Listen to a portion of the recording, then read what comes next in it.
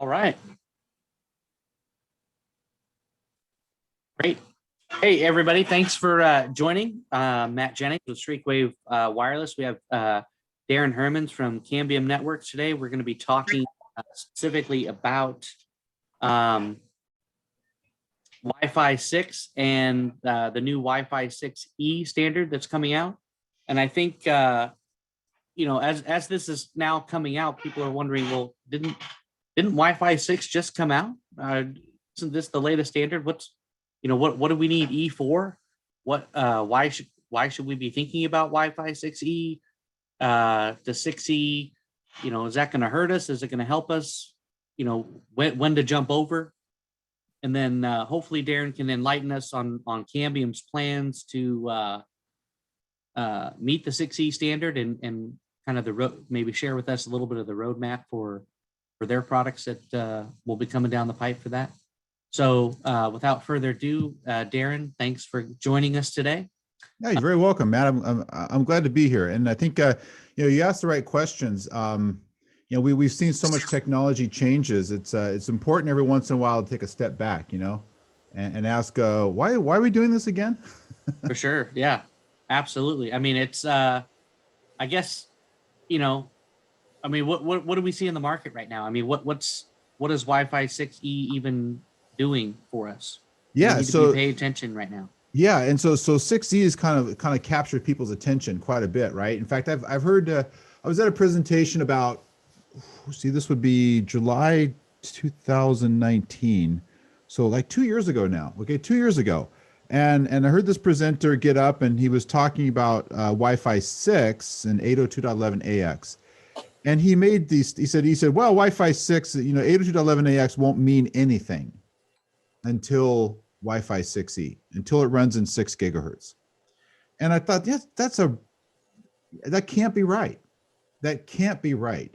It can't be the story in July 2019 that 802.11ax is not good until it runs in 6 gigahertz, until it becomes Wi-Fi 6E.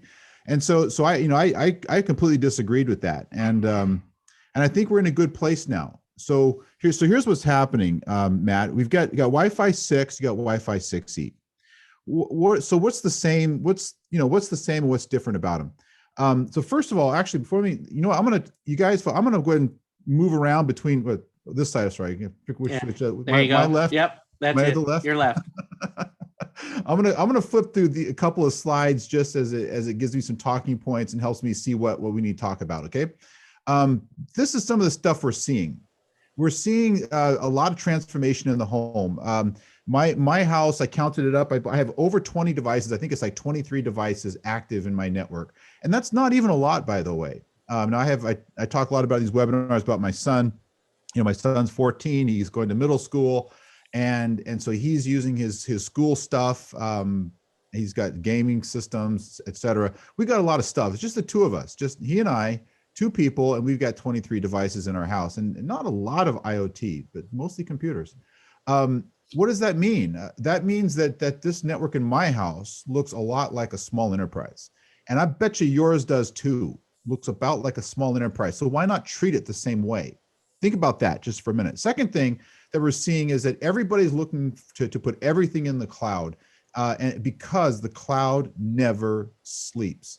And there's some concern out there. There's some people thinking about what do we do now to prepare for perhaps the next pandemic that may be coming up. We don't want to think about that, but how do we plan ahead? And one of the ways you plan ahead is shove everything in the cloud. So those are stuff we've learned. Okay.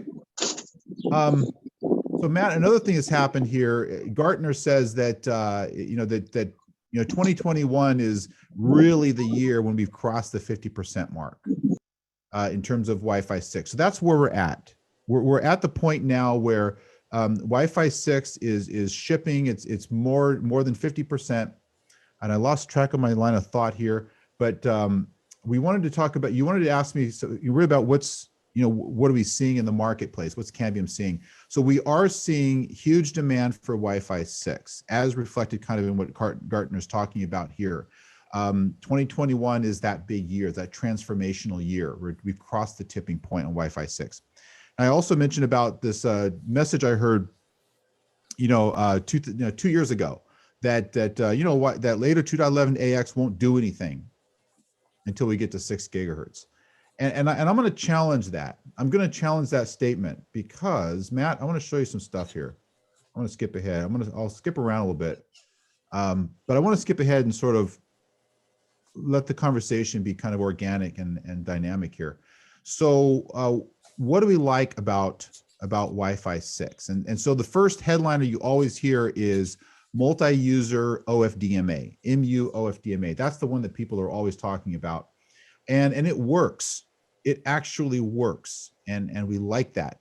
In our labs, our Cambium labs, we're showing 37 devices connected at the same time, transmitting at the same time, actually receiving, because we're transmitting from the AP down to the client. So 37 devices, all receiving an OFDMA frame at the same time. And so this concept of multi-user, being able to split up the frequency into these small resource units and transmit at the same time, this works. Technology works. Now, where does it not work yet is it's not quite there in the uplink direction. We're not seeing the same performance in the uplink direction. So there's some work to be done, right? There's some work that has to be done. Keep that in mind, because I think that's an important point we can talk about later, the work that has to be done. Second one, people talk about like QAM, 1024 QAM, and that works very well. We're actually seeing that the 1024 QAM in 802.11ax, used for Wi-Fi 6, that technology, people say, well, it's not going to work very well. It's only going to work for 2 meters. But who connects to an AP 2 meters away? And those sort of predictions are based upon past experience, right? So when 11AC came out, 802.11ac 2013, it was 256 QAM, and people said 256 QAM, that's only going to work like 2 meters, 6 feet. That's all you're going to get out of it. Well, we ended up getting more than that, maybe 4 meters, 5 meters at a stretch. So 12 feet, 15 feet of distance away from the AP, we're able to get 256 QAM out of 11AC. And then so all that sort of kind of tamped down, or all that negativity sort of tamped down. Same thing happened with Wi-Fi 6. Oh, it's not going to work. It's going to be super short distance. But it's actually working very well, very well. In fact, it works so well when you connect an 11AC client to a Wi-Fi 6 AP. The 11AC client only supports 256 QAM because that's the standard, right, for that client. But the access point, this Wi-Fi 6 AP, is a better AC than AC, particularly when it comes to this QAM. It actually produces a better range at 256 QAM than you'll get off an 11AC access point. So hey, if that's the only network you've got, you can see a benefit. I like that a lot. So I love that one. That one, I'll call that one 100%. That's a thumbs up for me. Multi-user Mimo. That's also where we're showing the test results. Again, works in the downstream direction. I'm not seeing a lot of the test data in the uplink direction yet. Uplink multi-user Mimo, and that's what we're waiting for. So is it 100%? No, it's not. We're not 100% on that one, on that feature, but we're making progress. Same thing with the outdoor. The dynamic guard intervals working very well. All of our real world test data. We've got some APs out in the real world testing outdoor range. We got a new Wi-Fi 6 AP coming out in July for outdoor, specifically for outdoor. So we got some good real world test data. We've got some lab test data, and the dynamic guard interval is working very well, but not the other things, right? We're not able to test some of the other features, not able to see them working yet. So some stuff is working very well, and other stuff, we're not seeing it yet. We've got some work to do. And so when we talk about Wi-Fi 6E, Matt, you're asking sort of you're asking that leading question. We got Wi-Fi 6E coming out, and so what's the similarities? What's the differences? Well, let me make this point kind of clear here. Now, I was thinking about this a lot. If you think back, for you folks who've been in Wi-Fi for a lot of years, I designed my first. I was doing a field engineering because I love to be in the field. I can't just be in the office all the time. 2003, even though I was a product manager at a DSL company, I had a buddy of mine who was a manager of a hotel in Pleasanton, California, and I didn't have a Wi-Fi product. This was 2003, and he called me, hey, I bought some Cisco Aeronet APs, and I don't know what this stuff is, and somebody told me to buy these and install these, and can you help me out? So that was like the first really Wi-Fi deployment that in a hotel that I worked on, and it was sort of on the side, to get paid to do that, but that was the very first one. But so that was 11A, right? 802.11a and B. So you think about where we've been. B, A, 1999. G comes out in 2004. We have 11N, 2009, 2008, 2009, plus or minus. 11AC. Okay. Every time we have come out with a new technology, it has been a fairly major change, right? So when 11N came out, what was the key technology? Think back to 2008, 2009, 2010, when that technology was first being launched into the market. What was the key technology? You guys remember that? It was Mimo. Mimo was the key technology for 11N. And then also number of streams, right? We went from these 2x2 up to now potentially 3x3. 3 antenna chains with 11N. So now we had some new stuff to work with, but all that had to be optimized. It wasn't perfect when it first came out. So 2013, 11AC, all right, 11AC, 2013. What's the key thing there? What was the things that changed with 11AC? Well, we had brand new MCS rates, a whole new set of MCS rates. We had smaller guard intervals. We have, I should have thought about this before this. This is kind of I'm going off of my memory here and off the top of my head, because this is kind of an important point I've been reflecting on recently. So we have guard intervals. We have more streams, right? Now we have 4x4 antennas instead of 3x3s and 2x2s with 11AC. We also have transmit beamforming, right? We have explicit transmit beamforming. Explicit means that the AP and the client device actually communicate with each other, so the AP knows exactly how, or it has a good idea how, to form the beam and the null steering required to form a beam for that particular AP. So that's brand new with 11AC, right? We also have airtime fairness, the key technology implemented. We have 256 QAM with 11AC. They have another one, the last one, multi-user MIMO, 11AC. So 11AC had all these things. If we made a list of them, there's probably, I think there's 5 or 6 different key technologies introduced with 11AC. And did they all work on day one? No, they did not. In fact, you could say that multi-user MIMO took, it probably didn't start working until recently. It never really reached its full potential. But all of those technologies required a little bit of work. Now, what's different with Wi-Fi 6 and 6E? So Matt, I am getting to answer your question. It's just taking me a long time to get there. You asked, Matt, what's the deal with Wi-Fi 6 and 6E? And this to me is an important factor. And so I hope I've laid the groundwork for this. One of the key things about Wi-Fi 6E is that it uses the same protocol, 802.11ax, as Wi-Fi 6. That's a good thing, because that means that these things are here on my slide. Take a look at these items in green, right? These items in green up here in yellow. Okay, so some of those are not full. They're not full yet. That means we have work to do. It means that the industry, not just Cambium, but we're all working together, client devices, Intel and Qualcomm, Broadcom that make the client devices. We're working together to improve the way this protocol works, and we're making good progress. All of that work is not getting thrown away. It's gonna fast forward into Wi-Fi 6E. It will make Wi-Fi 6E faster adoption rate, because it's going to have a really robust, high efficiency protocol on day one. So what does change? I'm going to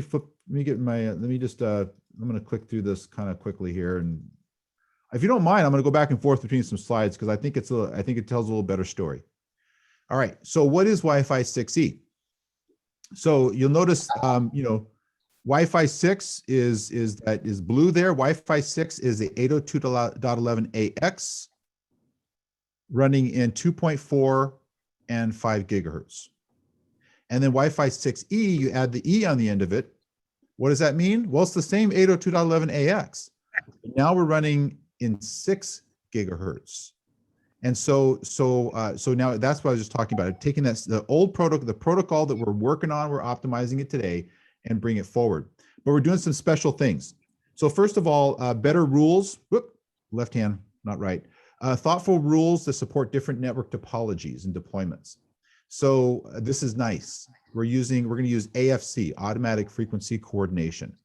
And AFC is going to be better. It's a big improvement over DFS because AFC is going to allow it's going to allow for a centralized database to control when and where an outdoor Wi-Fi 6E access point can transmit, what channels it can use, how much power it can use. That will be determined by a central database. And then the information will be conveyed down, pushed down to the AP. So the AP does not have to rely upon this DFS, signal detection mechanism like we do today, which is fraught with, just fraught with errors and causes lots of false positives. We're not going to deal with that. We have a better rule, a better method to do it. Now, again, similar story, right? 802.11ax, it's we're working on it, we're improving it. Guess what AFC is? AFC is based on CBRS. It's based upon the lessons learned with rolling out CBRS. CBRS has been considered to be a very successful rollout using a central database to control how an outdoor AP will transmit, what power, what channel it can use, and controlling that from a central place. Those lessons learned are going to make it better. So I like that. That's a great concept to think about with Wi-Fi 6E. Another key thing, we talk about this right here, 1200, move my head a little bit. There you go, 1200 megahertz of contiguous frequency right there. 1200 megahertz of contiguous frequency. That's a fantastic feature of this Wi-Fi 6E. So now you take this efficient protocol, 11ax, you run it across 1200 megahertz of bandwidth, you can do a whole ton more of stuff. So one of the things we're going to be able to do because of this is we're going to be able to open up 160 megahertz channels that really today you can't use. They're not usable today. But they're very usable. They will be very usable for lots of reasons when we get to Wi-Fi 6E. So remember I talked about building upon the lessons learned with 802.11ax. One of the lessons that we've learned is don't try to be backwards compatible with technology that was released 22, 23 years ago, right? 22 years ago. 11A, 11B, right? Those technologies were released in 1999. Probably some people on this call may not have even been born when that technology was released. That's a sad thought. Matt, I know you were born out before that, but that is a sad thought. That is very sad. It's a sad thought. You realize that we've been through an entire generation, and they're going to look at us and they're going to say, 11 what? A? Was that the first one? No, it was not. B was the first one. Well, then why was A not B? Forget it. Forget about it. We're not going to have to explain that anymore. Why did B come before A? We're not going to have to answer that question. I don't know if I could even answer it anyway. But because as we go forward, we're going to leave those protocols behind. We're going to leave them behind. We're not bringing them forward. And that's a good thing because now they're not going to be dragging down the network. It makes the network more efficient and more deterministic. So there I covered quite a bit of territory there on Wi-Fi 6 and 6E. Matt, does that help answer a little bit? No, I think it does. And obviously, one of the things that hit, you said 1200 megahertz of contiguous, can't even say it, contiguous frequency. Obviously, that's not, that frequency, is that going to be available not in the 5 gig band? We're only getting that because of the additional 6. Is that correct? Yeah, let me show you that. Let me show you what that looks like here. Okay, so this is kind of what that, so this is the 6 gigahertz band, right? Starts at 5.925 gigahertz and goes up to 7.125 gigahertz. So it's split across 4 sub bands. So 5, 6, 7, and 8. 5, 6, 7, 8. So the odd ones are the ones we're mostly going to be using, but across all 4 of those sub bands, at this green line at the bottom here, all 4 of these sub bands support low power indoor Wi-Fi networks. So low power indoor. And so that's where the 1200 megahertz is right there. So if you take, 7125 minus 5925, that's your 1200 number. It rounds off a little bit, but that's where you get your 1200 megahertz of contiguous band. And that's all for indoor deployments. In the US FCC domain, that's your indoor deployments. Other countries like South Korea, I believe I'll probably say wrong countries. A couple of countries in Latin America have already adopted those same standards. Some others are investigating it. Canada is researching. I don't think they've announced anything yet, although we're expecting something soon from Canada. But most countries are looking at this to adopt this type of standards, and we expect those standards all adopted this year. Very similar to what the FCC has done, which is all 1200 megahertz from 59 to 71 available for indoor use. Now that's limited to 30 dBm EIRP, so we don't have the 36. But not all indoor APs even today can transmit at 36 dBm. Yes, that's the max. It doesn't mean they could all do it. And secondly, it doesn't mean that they all should do it all the time. Because if you're trying to design a high density network, you generally would not be turning it up to 36 dBm because you get a very asymmetrical network when you do that. So you're going to tend to want to turn it down a little bit.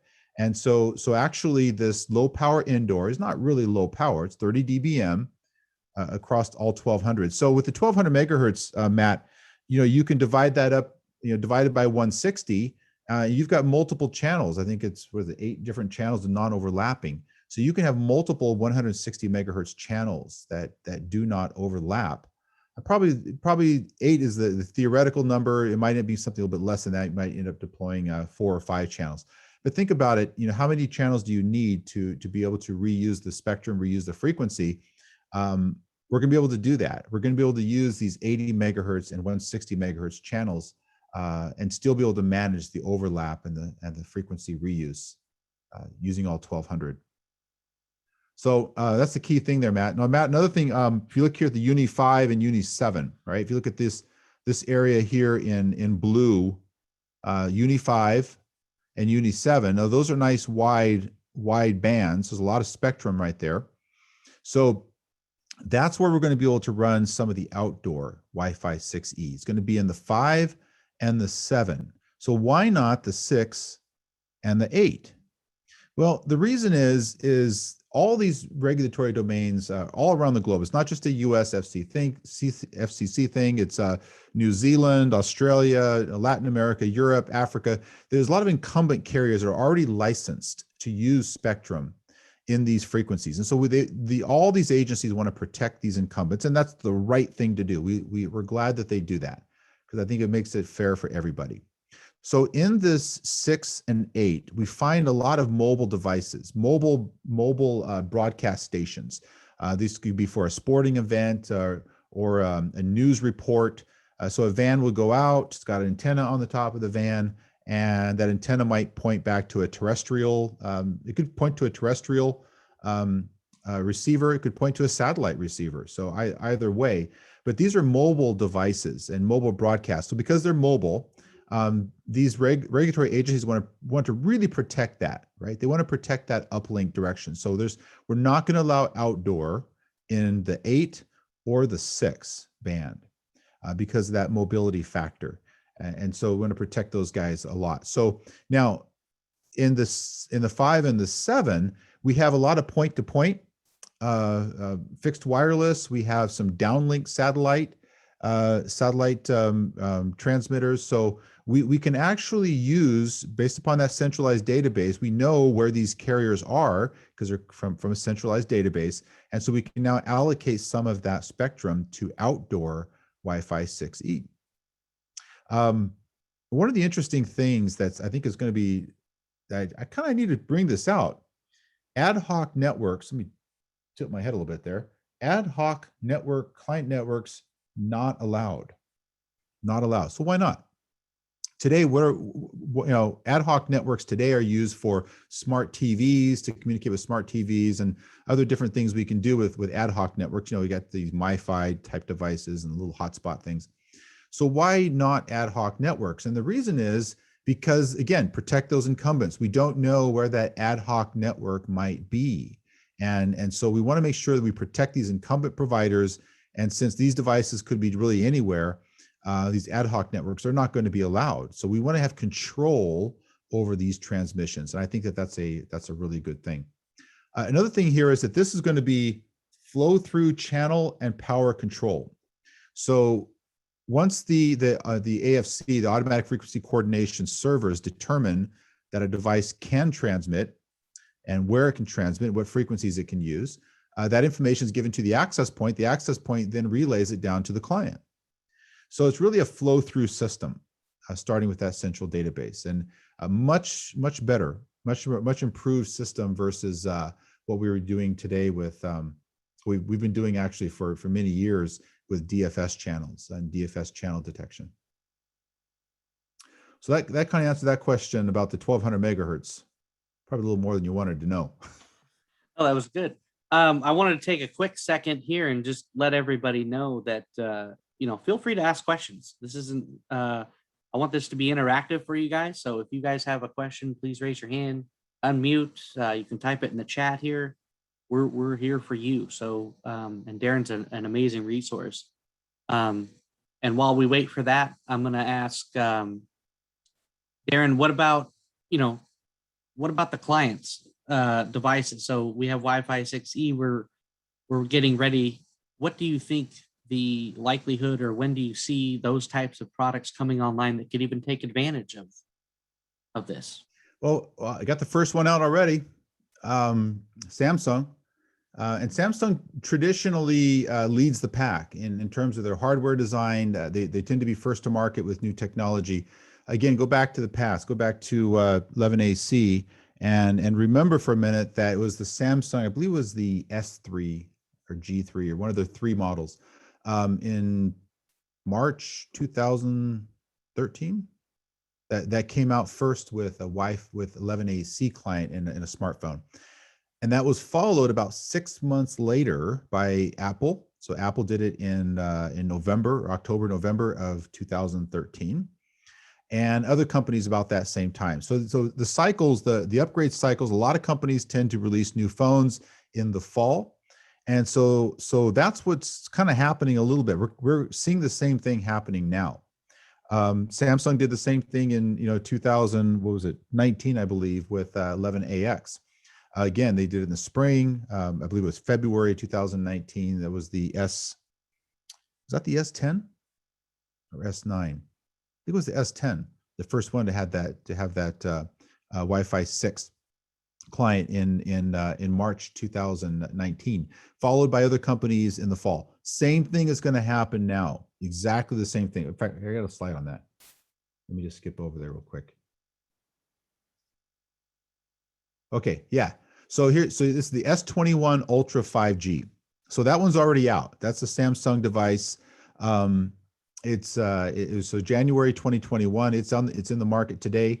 What we expect to see is all the other ones kind of following in about 6 months, less than 6 months now. You're going to see new phones from Apple, Huawei, Xiaomi, One Touch, different companies that are selling smartphones. Lenovo, perhaps even them. I don't know exactly. They tend to not be the leaders. They tend to be a fast follower in terms of introducing new technology to market, but they could be by the end of this year as well. But the key thing is once you see the top three or top three of the top four, something like that. Once you start seeing the top three type client devices supporting this new technology, you really starts the clock. Right? It really starts the clock because people are keeping their phones now for about 3 years. Now in business, enterprise networks are still refreshing their phones and devices at a quicker clip. They're doing it about every 2 years. Some markets like higher education, hospitality, where you have a little more disposable income, people tend to refresh their devices, buy new devices. They don't necessarily buy them on contract. They'll buy them with capital, And so they tend to refresh their devices possibly every, even as short as a year, but about 18 months is about average for some of these higher education and hospitality. So you will see in some markets a faster transition to Wi-Fi 6E. The mass market is going to be about 3 years. Now, so what you take is a 3-year cycle. And I don't wait for the 100% mark. Don't wait till 100% of devices, because nothing ever quite reaches 100%. But look for that 50% mark. So when would you estimate your market would be 50% of the devices using 6 gigahertz Wi-Fi 6E? And it's probably going to be 18 months after 3 of the top 4 phone vendors have a device that works in this frequency. So take Q3 2021, add 18 months, it takes you to Q2 2023, approximately. So that's a date. So the clock starts when you start to see massive adoption of this technology by the main vendors, and clock ends about 18 months later, and that's when you really need to be upgrading. And you know what? That 18-month thing, I used to say that was 12 months. So I've had the same conversation with people for 7 years. And 7 years ago with 11AC, we said it was 12 months. We said it was take that date, find out when all these guys, do this stuff, add 12 months, and that's your date. And that worked. For 11AC, it was about 12 months later, and many markets hit that 50% mark. With 11AX and Wi-Fi 6, it's moving closer to the 18 months, which is that 50% mark. The same thing with Wi-Fi 6E, moving closer to that 18-month mark. That's when you're going to need to start to see that. And so the numbers in the past have really do give us a good clue as to what we can expect to see in the future. That Samsung S21 is kind of a neat phone. It's a tri-band phone. It's got 4-stream DBS, which is kind of interesting technology. Basically, DBS stands for dual band simultaneous, and basically it's a technology that QCA pioneered around 2015, 2006, maybe, no, it wasn't 15. It's probably 16 it was probably late 2016. This DBS technology, dual band simultaneous. Basically, it allows a radio to take those streams, the 4 streams here, and split it into 2 radios or 2 different frequencies, where each frequency is running 2 streams each. So you take those 4 streams and run them across 2 bands, 2 streams each. And so that's kind of what the technology Qualcomm is integrated into this new Samsung phone to give it some of that tri-band capabilities, that dual band DBS functionality. So it's kind of neat technology. It has some interesting applications. So I like watching that as well. Lots of good stuff happening in smartphones these days. So we can say 18 months, or we can say when the phones start having 6 cameras. Yeah. So I think we'll see how many cameras can be on phones here. Yeah. Yes. If start putting the pop-up cameras, we'll be in trouble. I do have a question for you when you have a second, Daran. Sure, go ahead. So we got a question from the audience here. He asked if you would mind repeating the part where you mentioned Wi-Fi 6 is similar to CBRS. He's aware of the CBRS operation, and as a cert, but how are you making that relationship? Yeah. The connection there is really in the way that the frequencies are coordinated and managed. So let me just I'll forward to that question, but let me go back briefly here and skip through all my little slides. I guess I didn't have it in this deck. All right. So the correlation really is it's in the way that the AFC coordinates. I'm going to go to slide incumbent users bullet points. This has got to be it. Here's right here. This is it. All right, there we go. So it has to do with the way that channel access and power is assigned to the AP. So CBRS today uses a central database developed by the FCC, and there are certain companies that have access to that database.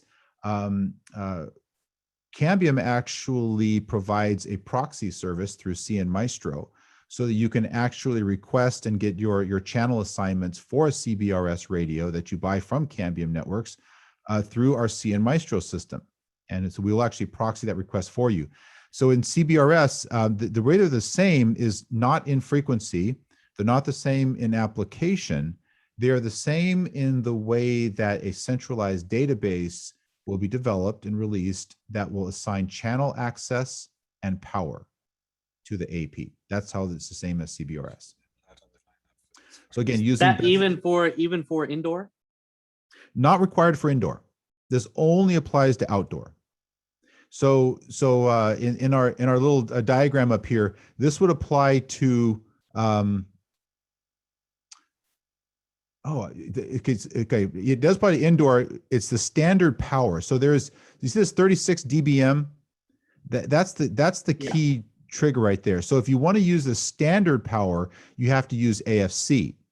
If you use this low power, which I think is going to be the one people are going to use all the time, it's 30 dBm EIRP. It's called low power indoor, no AFC required. So this green bar, low power indoor, 30 dBm EIRP, that's going to be the same rules, same access rules as we have today. So it applies the same rules we do today. You'll be able to buy an access point. You'll be able to use it, low power indoor, up to 30 dBm EIRP without getting a AFC account or without having to sign up for AFC coordination, frequency coordination. But if you want to move that AP outdoor, if you want to use that standard power, that's when the higher power, 36 dBm, that's when you're going to have to use AFC. Okay, that makes sense. So the same person that asked the question, Manish, similar to the CBRS Class A indoor versus the B outdoor, kind of like. Yeah, that's good. That makes sense. A good correlation there. Mm-hmm. And again, that's only managing the 6 gig portion of the network. So if that only applies to the 6 gigahertz band because of those incumbents. So there's a little slide I have here. I pulled off the FCC's website, some information about that. You can see the energy level, the number of carriers. That Uni 5, I mean, that's used a lot. That one in particular, because it's a lower frequency, it's the lower end of the spectrum. So there's lots of licensed users in that space, and that's the guys that we want to protect. We want to protect their usage. Now it's interesting. A couple things on deployment. I wanted to talk about the deployment here a little bit because I've said it once, and I think it's important to note. When you're architecting a network, you go back, like I mentioned, 2003 was the first time I actually did a network at a Wi-Fi network at a real place. I've been on the rooftops, done some fixed wireless broadband before that, but in terms of Wi-Fi in building, it was 2003. But back in those days, from 2003 through I would say 2012, we basically designed networks for coverage. You turned the AP on to the highest power you could get, and you went to see how far you could connect to it. And you didn't really care all that much about how fast you could connect or how many devices could connect because you were really looking for coverage, not capacity. But that all changed. That changed dramatically. And I'll tell you a date when I think it changed. Historians, history is written, and it seems like it's written in after the fact, right? Well, history is written after the fact, I guess. That was a stupid statement. But it's all written sort of, you look back in retrospect, you see these dates, these red letter dates. So May 2010. Anybody remember what happened in May of 2010? Changed your life forever. Everybody on this call's life was changed forever, May of 2010. Probably didn't even know it, but it did. Changed forever. Particularly us people who are involved in networks, wireless networks, and wireless network architecture. Our lives changed forever. Matt, do you know what happened? Put you on the spot. I didn't prepare you for this question. This is an ad hoc question. You remember? Yeah, I think it was the day you were hired at Cambium. I was at Motorola, and I think guess who else was at Motorola at the time? All the Cambium engineers. We were all there. Yeah, Cambium. You're right. So that's true because all the Cambium guys were all at Motorola back in 2010. That's when iPad was launched, the Apple iPad, and it had a terrible radio in it. It had a horrible Wi-Fi radio, and it was sticky. I heard this story from a major hotel brand that, well, we'll tell a story another time. It'll take too long to tell that story.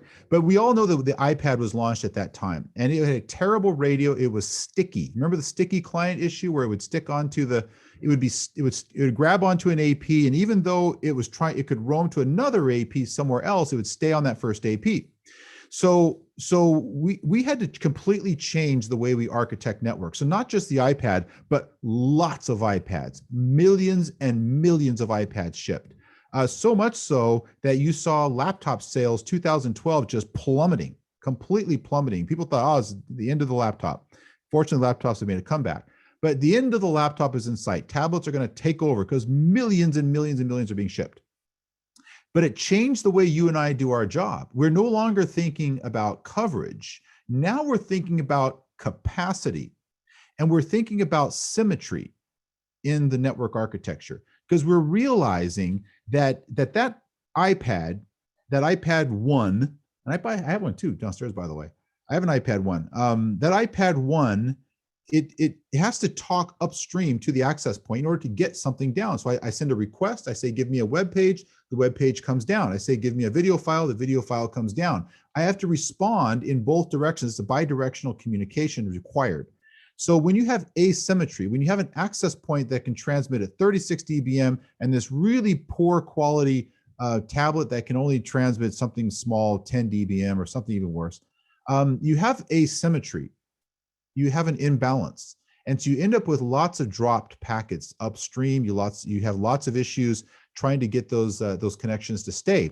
So we changed the way we architected networks. And it was around 2012 or so that we really changed dramatically. We started thinking about design for capacity, not design for coverage. That means we lowered the transmit power of the APs. Instead of running 36 dBm, now we turn them down maybe to 25 or 26. Because we want more symmetry between the connections, the upstream and downstream. So when I look at this number here, here's what I see. I'm not looking at the 36 dBm requires AFC. I don't even see that. What I see is low power indoor, all 1200 megahertz. That's what I see. And I see that at 30 dBm, which actually is about the most I'd want to use anyway. For an indoor AP. I probably wouldn't want to use much more than that anyway. The client devices can only be 24. They can only go up to 24 dBm. So if I take that 30 and if I drop a few more dB, take it down 3 down to 27, now I'm only 3 dB more power than my client devices, and I have a symmetrical network. I have symmetry, and that's going to improve the quality of the connections. It's going to reduce the errors, which is an important thing. It's going to increase the capacity because everyone's going to connect at the maximum MCS rate possible. So when I look at that channel, that's what I see. I see that green bar, all 1200 megahertz, low power indoor, use the same design methodology that I use today. So if you're deploying a Wi-Fi 6E network and all your clients are obviously, we're not there yet. So are you hindering yourself with your network, or is everything going to slow down because you have those couple of Samsung devices, early adopters? They've got the new stuff. Yeah, good question. So the question is when are we going to see any benefit, right? Are we going to see any real benefit right away? And so the sad answer is no, you're not going to see a benefit right away. And that's just the truth. That's just the facts. That's the way it's been. So Wi-Fi 6, 11AX, you could have bought a Wi-Fi 6 AP in 2000, I think the very end of 2018, you could have bought one from somebody because there was companies that were making them. But if you did, you realize by now, you've realized that those APs really didn't support all the features that Wi-Fi 6 promises. And so you probably had to replace them already. So here's something that Cambium is doing. So Cambium, let me just fast forward here. So Cambium was not early in the Wi-Fi 6 either, by the way. As you know, we launched our Wi-Fi 6 products about a year ago. And so we were, people say, well, you were 6 months or a year behind somebody else. Well, there was a reason for that. That there was a reason why we were not the first out of the gate. And here's what it comes down to. So I kind of what we did in Wi-Fi 6, so 2020, 2020, that was the year we launched our Wi-Fi 6 product. We could have done it in 19, we didn't. But what we did is we included a software-defined radio in the AP. So what that means is we recognize that even in 2020, most networks, most of them, were still running 11AC. So we wanted the benefits of Wi-Fi 6, that higher QAM rate. We want to protect people, and we want to give people the benefits of the future, being able to upgrade in the future. So we put a software-defined radio in there. You can actually reconfigure that radio in our Wi-Fi 6 products today, and you can split it into multiple 5 gig radios. So now you're spreading across, you're adding another BSS into the network. So instead of one, you now have 2 BSSs. And so all the client devices are now spread across 2 BSSs instead of just one. That improves the efficiency of all the management frames in the network. That's going to make your network today higher capacity, better performing, lower errors. And then as more Wi-Fi 6 devices come into the network, you'll be able to change the configuration because it's software-defined radio. You just check a box, and you can change the behavior and use all 8 streams, all 8 antennas as Wi-Fi 6 all the time. So you can actually change the behavior of it. Call that investment protection if you want.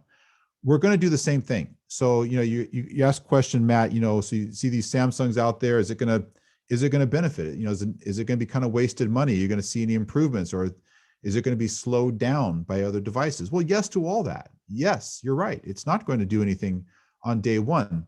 So one of the things that Cambium is doing this year in 2021 is the same thing we did last year when we come out with our Wi-Fi 6E product. It's where you use software-defined radios.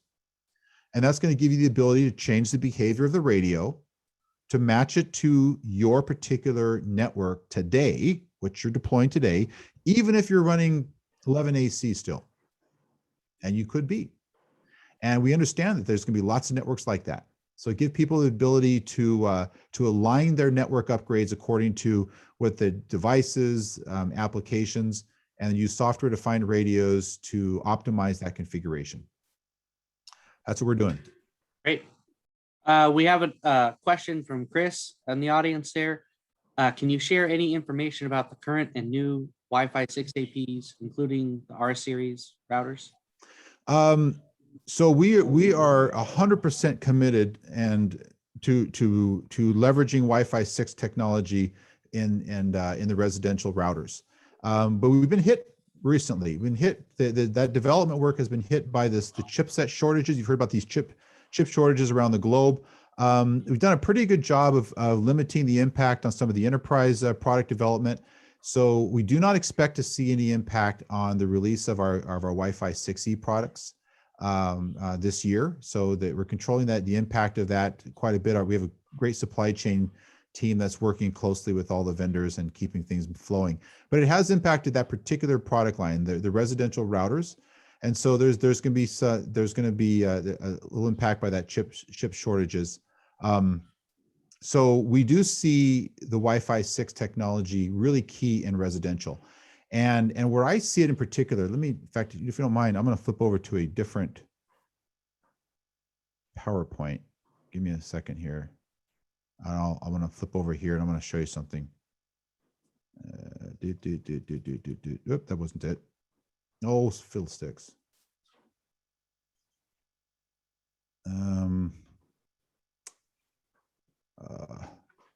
Yeah, see, it's clicking too fast and I made a mistake there. There it is.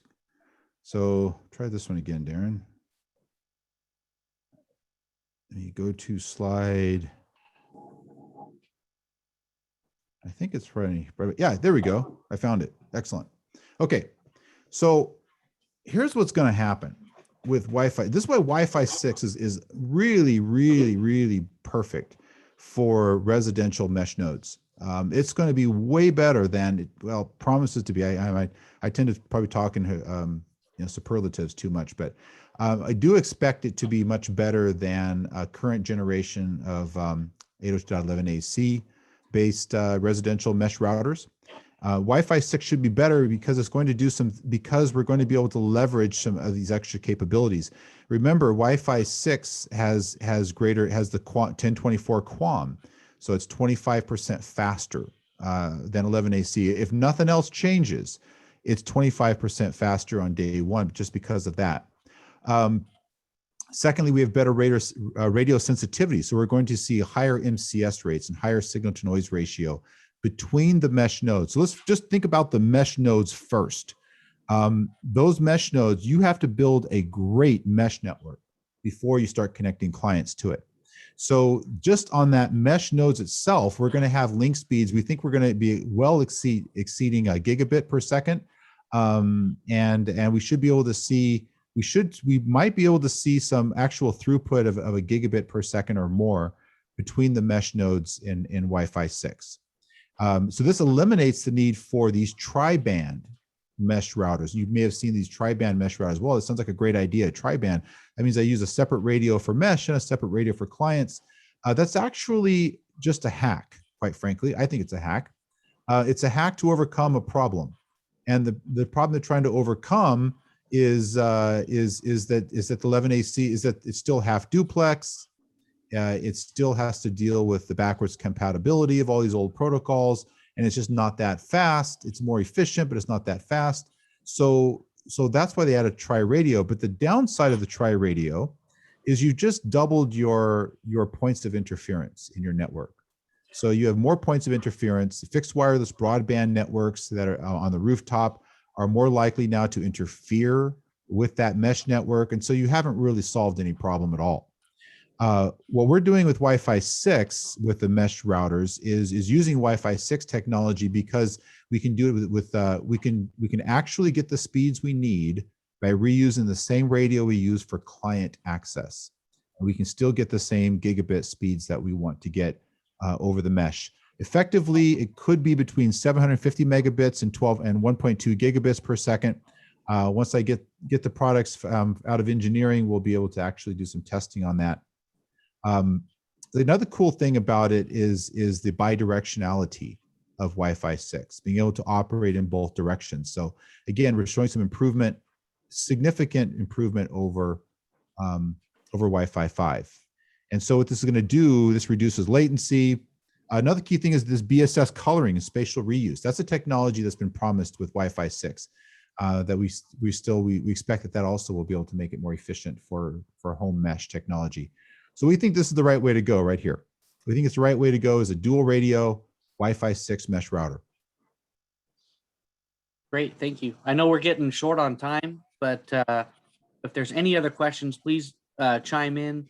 I got one question is the chip manufacturer you guys are using, I believe it's Qualcomm, right? Yes. For your 6, okay.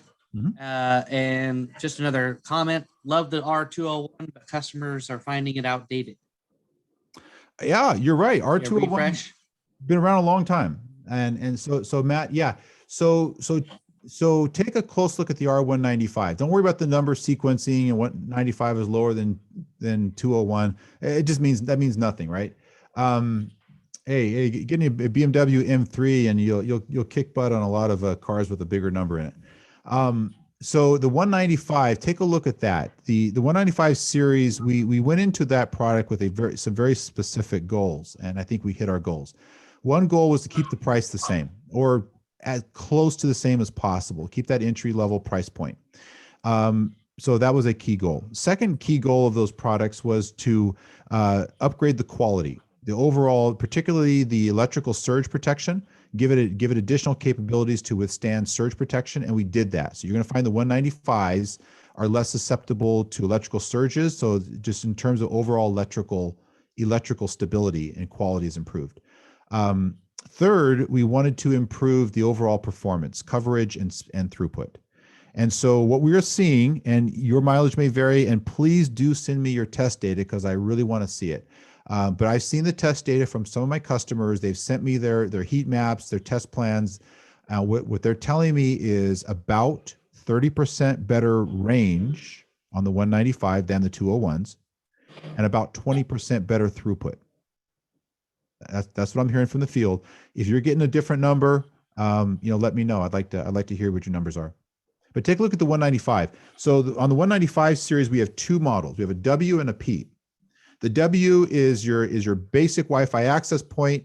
That's really designed to get the price point, not to give up any performance characteristics, but hit the right price point. So it's a R195W is a Wi-Fi router. Doesn't have voice ports or anything other features. The 195P, P is in power, will have power output, so you can actually power your subscriber module that's on the roof of the house from the R195P. Just plug right into the Ethernet port. It'll power the device on the roof, and it has 2 voice ports. So it's more of a universal, Swiss Army knife access point.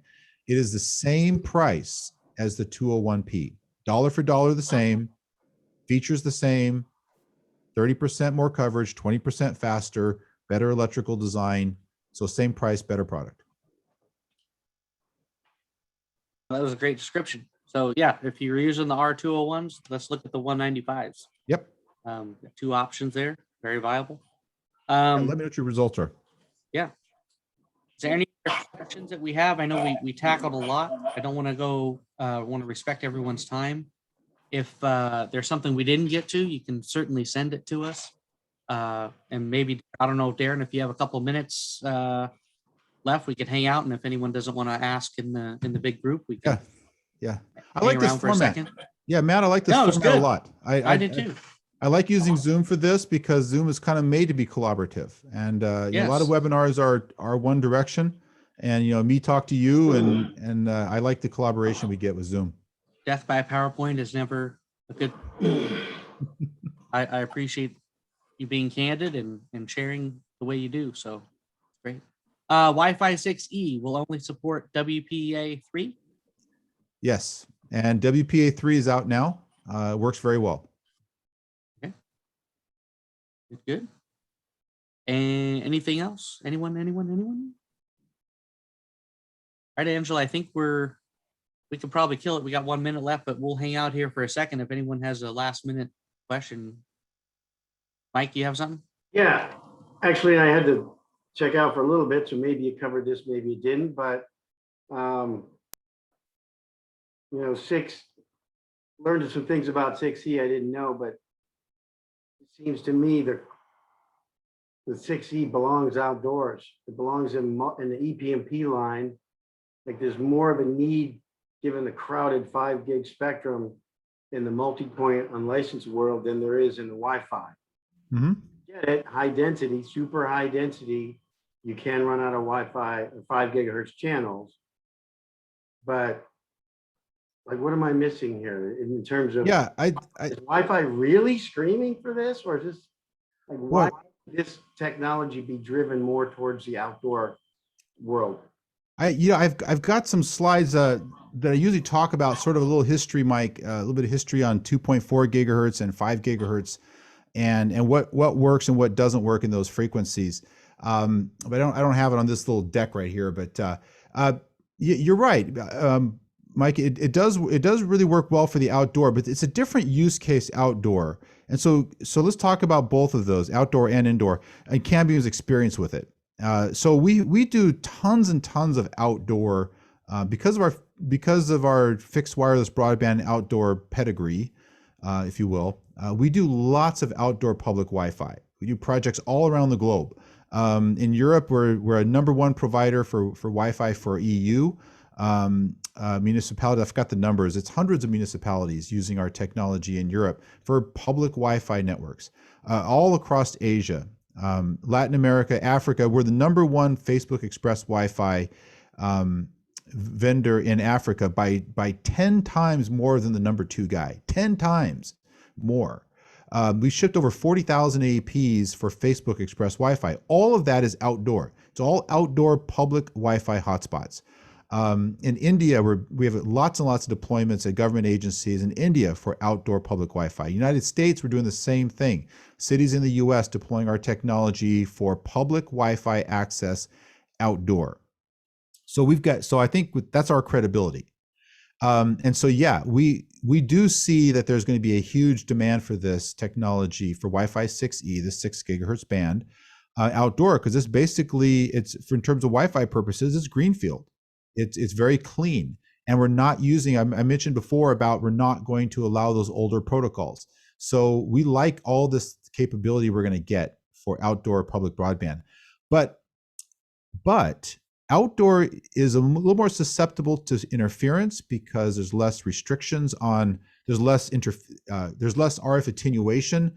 And so nearby 5 gigahertz transmitters can more easily impact your 5 gigahertz outdoor Wi-Fi network. Same thing with your outdoor 2.4. So in the outdoor space, we like the clean spectrum. We like the fact that it's 6 gigahertz. It's going to be clean spectrum. Not going to have to compete as much with with incumbent frequencies and incumbent transmitters in the same frequency. That's on the outdoor side. On the indoor side, we have a different situation. And so we have a different set of things we like about the indoor.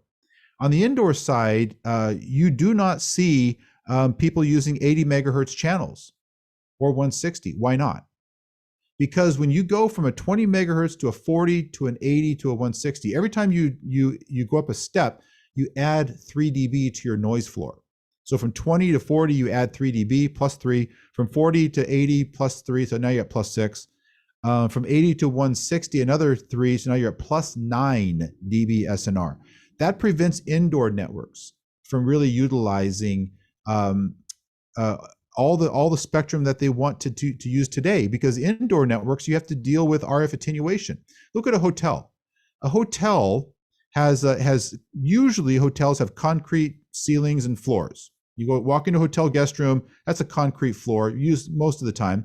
And that concrete floor is probably going to attenuate the signal by 20 dB, just the concrete, that floor alone. The door that you just walked in through, the hotel door from the lobby into your room, that's a fire rated metal door. That thing will attenuate the signal by 15 to 20 dB. The bathroom, just on the side when you first walked in the door, that's got mirrors and tile and reflective surfaces. The walls between the rooms are designed to be soundproof. So how do you make a soundproof wall? Well, you double up the sheetrock, right? So you have double sheetrock, double gypsum boards, even some sound deadening material stuffed into the walls. Well, all of that attenuates the signal by 13 to 15 dB. And so indoor networks typically deal with lots of RF attenuation, where the outdoor doesn't have that particular problem. And so now when you add another 6 dB on top of that of attenuation, you just can't utilize, you can't build your network out. So when we look at this Wi-Fi 6E for indoor networks, to me, it's maybe not about the 1200 megahertz of spectrum. That may not be the thing that's interests me the most. What interests me the most on indoor networks is the fact that I can now use 160 megahertz wide channel and still keep the same signal to noise ratio. That's what I like about the indoor Wi-Fi 6E. When I go outdoor, I like the fact that I have 1200 megahertz, so I can find some clean spectrum, and I'm not competing with a bunch of other stuff in the outdoor space. So, well, actually, you know what? Outdoor doesn't have the 1200 megahertz. I'm sorry. See, I'm glad I noticed that. You notice here again, Uni 5 and Uni 7. Those are the two bands that we're going to use for outdoor, and it's not 1200. So we're going to lose about 100. We lose 100 right there, and we lose a little over 100 there. So we got a little under we got about 900 megahertz of outdoor spectrum to use between Uni 5 and Uni 7. So yeah, Mike, I think there is a lot of usage case outdoor. It's about leveraging that 900 megahertz of spectrum. That's what it's going to be about, using that 900 megahertz here and here.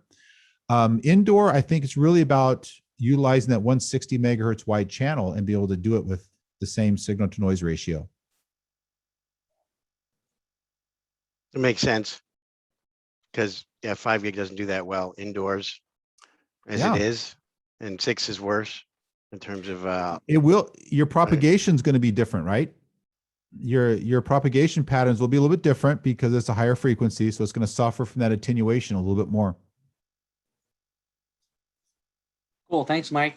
I do have 2 more quick ones, I think. Is there an estimated time for residential Wi-Fi 6, given the supply chain? Not at this moment, but keep checking back with us. We're working hard to keep to our original schedules. So yeah, keep checking back with us. We'll get you some more information on that. Just don't have a good update today. And small question, but probably has a big answer. CN Maestro versus XMS Cloud. What about them? So They're I both don't know great. if the question is probably which one over the other. Obviously, it depends Well, whether yeah. you're So let's just talk about those a little bit. So XMS Cloud has it has its own UI experience. It has a nice user experience with XMS Cloud, really tailored to the enterprise Wi-Fi market more so than CN Maestro. And so people like to use XMS Cloud. They're very comfortable with it. They've been using it for years and years and years, and keep doing it. So all these products will be supported by XMS Cloud.